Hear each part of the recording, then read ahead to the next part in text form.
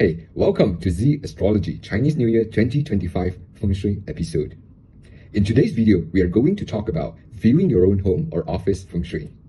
And at the end of today's video, you should have a good knowledge of the way Feng Shui works. Many of you must have heard of Feng Shui, and Flying Star method is one of the most popular schools of Feng Shui. Now, we position our home or office based on the Feng Shui chart that changes yearly. And here is the Feng Shui Flying Star chart for year 2025. Now, as you can see, there are favorable zones and non-favorable zones marked.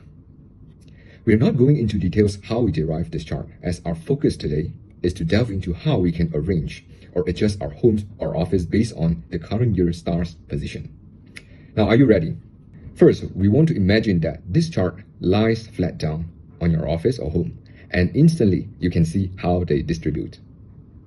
And to do this, you first need a compass and rotate this chart according to your house or office orientation to the right direction. We want to fully utilize the favorable zone and avoid or minimize the use of unfavorable zones. Now, as you can see, there are 9 zones, and each of the 9 zones is labeled differently because they impact different aspects of your life. Comes 2025, the first zone we want to look at is the wealth zone, which is everyone's favorite, and it is in the southwest. The wealth zone governs career prosperity as well as financial growth. So the next question is, how do we make the most out of it? Simply spend as much time as possible of your days there, and you're lucky if it is already your working desk, living room, or bedroom, and you want to spend a good portion of your working hours in this area. Even if you're not working, you can hang out more in this area, reading or working on your phone, and so on. Don't worry if the wealth zone does not fall into these places this year, because we have other favorable zones to look at. Now let's look at the other areas. Next, we want to look at the investment zone, which is now in the east. If you want to attract more business clients, or you have other sources of income, you want to focus on this zone.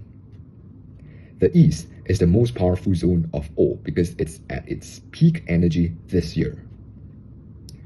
So how do we make the most out of it?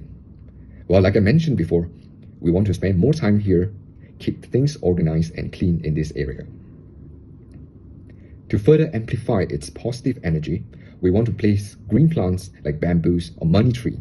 This is because the 9 purple investment zone is a fire zone, and wood supports fire.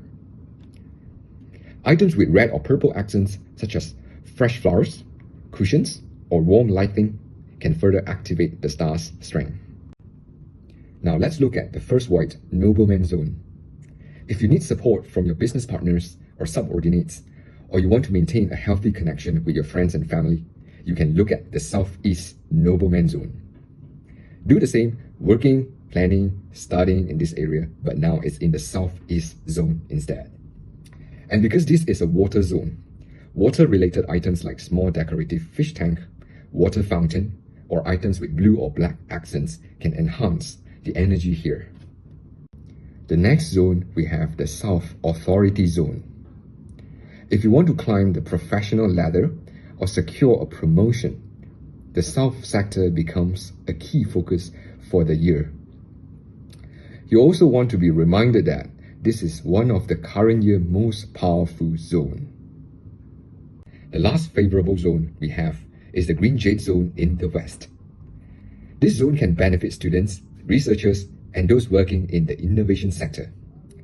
Wenchang Pagoda or some green plants like lucky bamboo or ornamental ferns can enhance the energy in this zone. Wenchang Pagoda enhances academic performance, and plants help strengthen the star's wood energy as it promotes growth. Unfortunately, there's no light without darkness, and that brings us to the unfavorable zones of the year. The first zone we want to avoid is the 5 yellow star zone. This is because it is notorious for its strong destructive effect. It brings accidents, health issues, and major obstacles in life, and hence the northeast is considered to be a high-risk area. No groundbreaking or renovation in the northeast zone like construction, digging, or large-scale disturbances. The best approach is to keep this zone quiet and undisturbed throughout the year. If it happens to be your living room or bedroom, we can neutralize the harmful effect by placing metallic items such as copper gold or 6 emperor coins in the northeast to suppress the negative energy of this star. Also, avoid using red, yellow, or earth element decorations in this zone, as they could intensify its destructive energy. The next star we want to avoid is the 7th red star that flies to the north.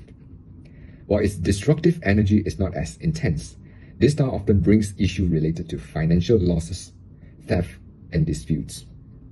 Water-related elements in the north, like a bowl of clean water, blue decoration, or a small water fountain, can balance the star's metal nature. Additionally, avoid storing valuable items in this zone to minimize the risk of financial losses. The third zone you want to avoid is the 2nd black star that resides in the center of the house or office. This star is associated with health issues and physical discomfort, particularly for the elderly or those with existing health concerns. This is also an area where you should avoid excessive activities, renovations, and noise. And the last zone we want to avoid is the 3 jade star that is in the northwest. We want to avoid this because it relates to conflicts, disputes, and disagreements, more so if your work relates to media or communication. So to neutralize this disruptive energy, consider adding red decorations to the northwest. So items like red rug, red string, or red lanterns can be effective because red color, fire, helps consume the wood energy here. Now, thanks for watching this far. I know it's not practical to follow exactly this yearly chart when we decorate or position our furnitures. And if we do, I can't imagine how the interior looks like. So what I suggest is, we take this as a reference and adjust what is practical and minimize the use of the unfavorable zones as much as we can. We can place the respective items to enhance the favorable zone's energy and reduce the impact of the unfavorable zone's energy.